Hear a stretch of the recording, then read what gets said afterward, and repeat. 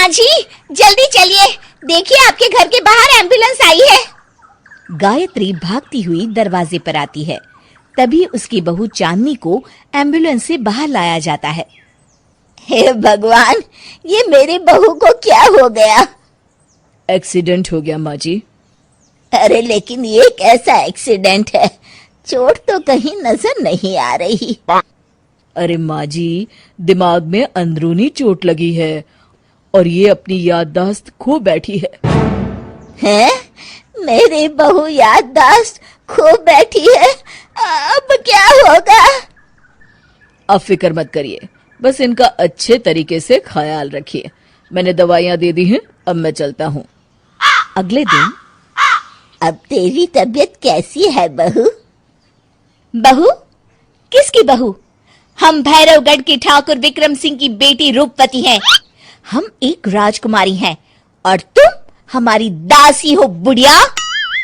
अरे बेटा विशाल, बहू कैसी बहकी बातें कर रही है। अरे कुछ मत पूछो माँ, रात को मुझसे अपने पैर दबा रही थी।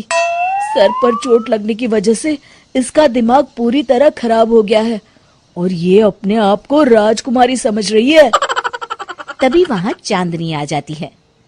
तुम दोनों यहाँ क्या खुसुर फुसुर कर रहे हो?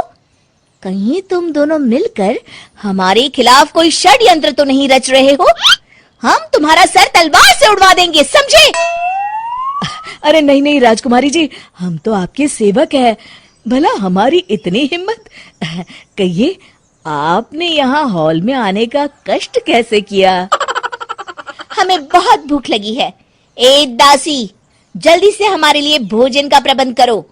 आज हम शाही कबाब खाएंगे। विशाल अपनी माँ को चांदनी की बात मानने के लिए इशारा करता है। ठीक है राजकुमारी जी, मैं अभी आपके लिए भोजन लेकर आती हूँ। इस तरह विशाल और उसकी माँ ना चाहते हुए भी चांदनी की जी हजूरी में लगे रहते हैं। लाओ माँ, जल्दी से मेरा टिफिन दो, मुझे देर हो रही है। अरे ठहर जा, जरा दम तो लेने दे मुझे। सारे घर का काम मुझे अकेली को करना पड़ता है। तेरी बीवी तो राजकुमारी बनी बैठी है, सारा दिन हुक्म चलाती रहती है। अरे माँ, मेरा भी तो यही हाल है। फिलहाल तुम मेरा टिफिन दे दो, मैं चला। रुको, कहाँ जा रहे हो? अरे मर गया रे, ये कहाँ से आ धमकी?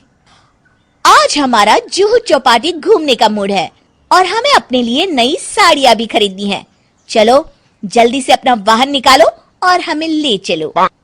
अरे अब तो मैं गया काम से। अगर आज मैं वक्त पे ऑफिस नहीं पहुंचा तो मेरा बॉस मुझे नौकरी से निकाल देगा। मरता क्या न करता। आखिरकार विशाल चांदनी को घुमाने ले जाता है और चांदनी अपने लिए ढेर सारी शॉपिंग भी करती है।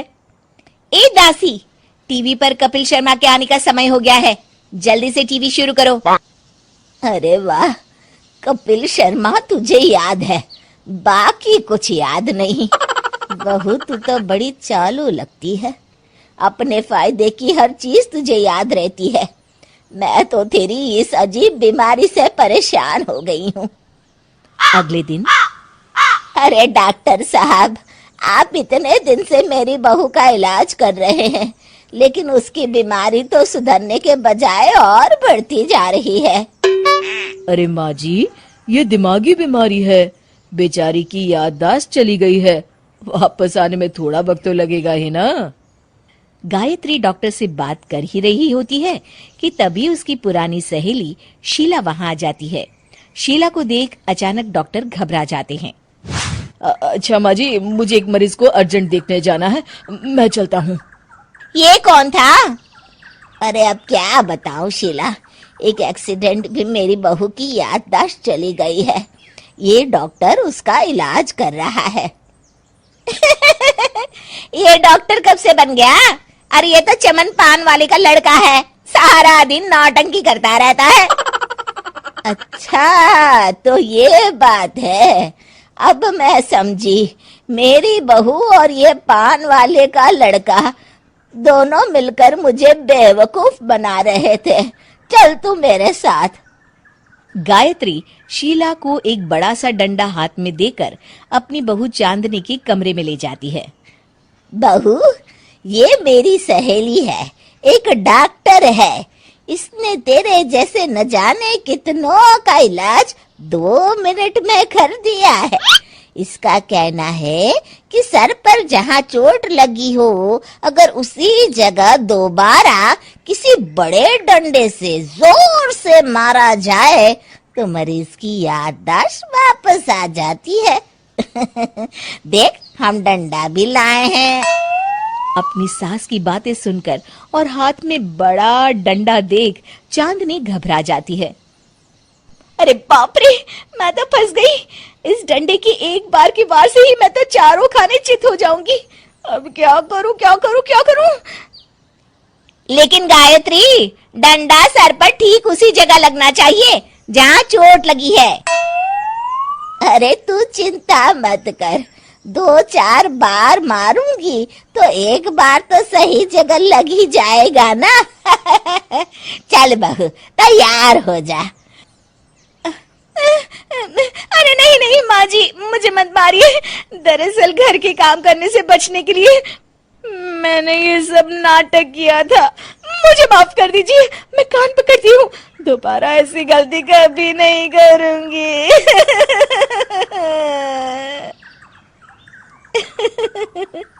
क्यों दोस्तों, कहानी कैसी लगी हमें जरूर बताइएगा।